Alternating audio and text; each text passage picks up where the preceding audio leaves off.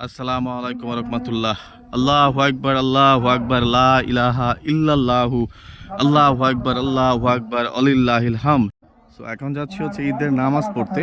এটা হচ্ছে আমাদের হায়দ্রাবাদ দিঘির পারে আমাদের এখানে ঈদের নামাজ পড়ার জন্য ঈদগাহ মাঠ আছে।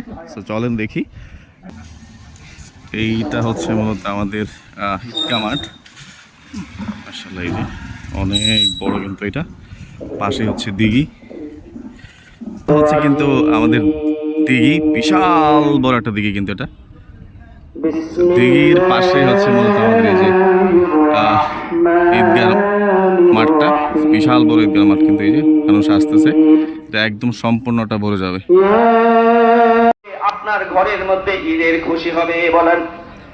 যখন এই কথাটা আস্তে স্ত্রী বললেন, আমিরুল মুমিনিন বললেন, স্ত্রী আমার কাছে এরকম কোনো বাজেট নাই, এরকম কোনো অর্থ নাই যে অর্থ দিয়ে আমার জন্য আমি নতুন জামা কাপড় ক্রয় করব, যেই অর্থ দিয়া আমি আমার স্ত্রীর জন্য নতুন জামা কাপড় ক্রয় করব, যেই টাকা দিয়া আমার সন্তানের জন্য আমি জামা কাপড় ক্রয় করব, এরকম সম্পদ, এরকম অর্থ জাহানের খলিফার নাই।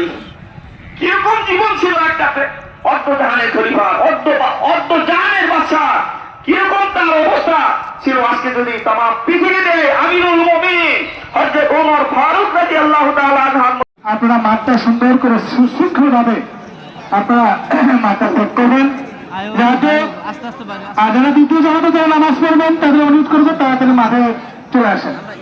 দ্বিতীয় জামাতে যারা আছেন তারা মাঠে চলে আসবেন।